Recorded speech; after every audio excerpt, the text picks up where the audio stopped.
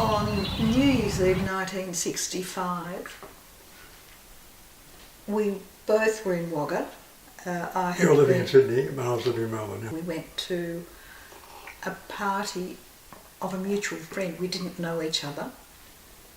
And it was one of those parties where, in the 60s, we had the Mateus bottles, a candle, dripping wax, dim lights, bodies all over the floor, hardly see anything, sort of groping around trying to find a place to sit.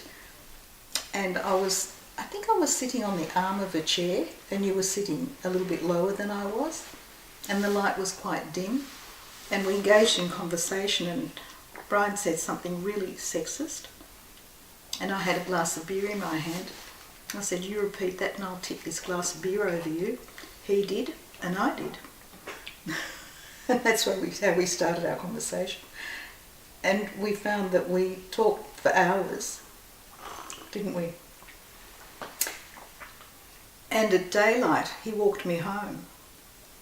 And I lived near the river, and we walked along the levee bank. And I had to climb over the back fence to get home. Well, I fell madly in love, and haven't been in love ever since. Yeah. I said, "Why don't you come to Melbourne?" And I said, "Yes, why don't I?" So I did. So that started this relationship. There had a few interruptions in it, but basically that was the start of a big thing. Yeah. It was. And that lasted till September of 1966. What happened? What happened, Bryan?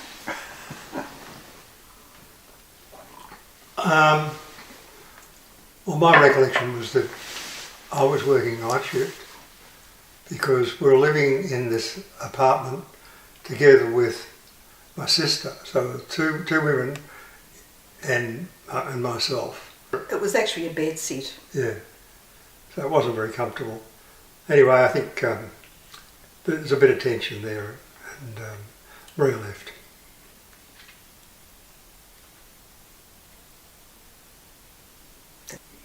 I was broken-hearted, completely shattered. Oh, so it was the end of relationship, not just end of... End of relationship.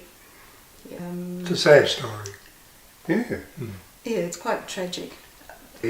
Marija was only 18, 17. I was 18. I was 18. My sister was 24, 25, 26, something like that. And she was in a very difficult space in life, and my loyalty swung to my sister, I suppose. I lived in Melbourne, worked at Macmillan's Publishers, where I met my first husband. He was in PR there, got married in 1968, stayed in Melbourne 69, moved to Sydney at the end of 69, lived in Sydney till 72, then lived in Wagga till 79, moved to Newcastle and came back to Melbourne in 81. I lived in a house only a kilometre or so. I was really quite apprehensive about coming back to Melbourne. I thought, how am I going to face that after all of those years? Well, I spent the time, from the time you left to the time I ran into you, looking for you. Yes. How big is Melbourne? What year did we meet? 88. In 88, we were only living a few kilometres from each other. We both had Commodore cars, and we both had 3 children on a Saturday morning. Had young William with me, about 7 or 8 years old. I said, "Hello, Bryan," and he said, "Who are you?"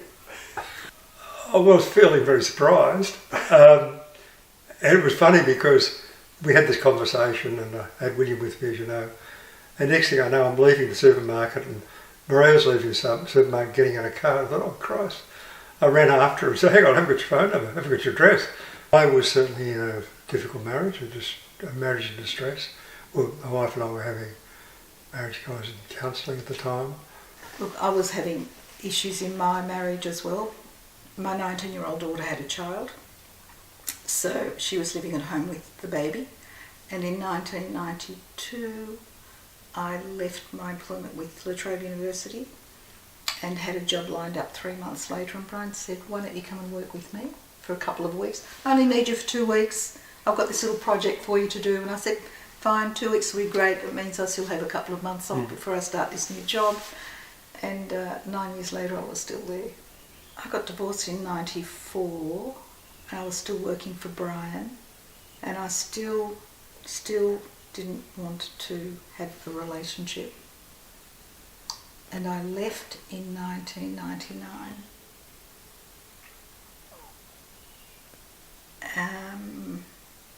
to go to uni full time. I think you wanted something that I wasn't able to give you. I just wasn't ready to get into another relationship.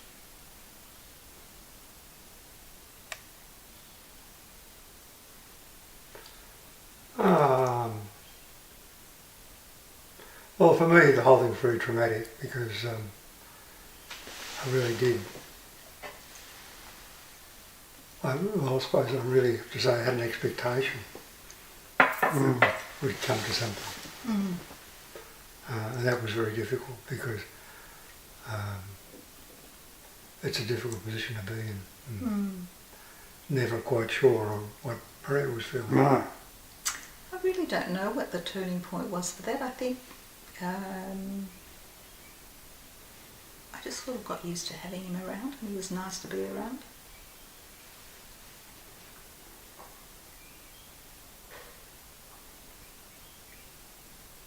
When we got together, 20 years ago, we sat down and said, okay, what's this relationship going to look like? We do mostly talk about what's going on and how to resolve it, don't we? In my view. And we work together very well. When we work together.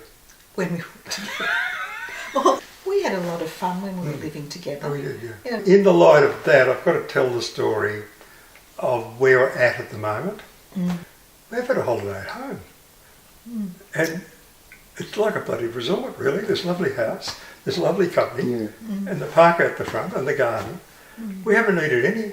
Have we thought about travel? Have we forgot the appointment today with the travel people?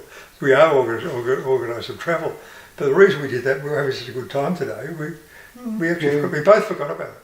This is our little cathedral, yeah. it is, and we planned this together. Only thing that we didn't agree on, and that was the staircase. You'll notice you won the argument.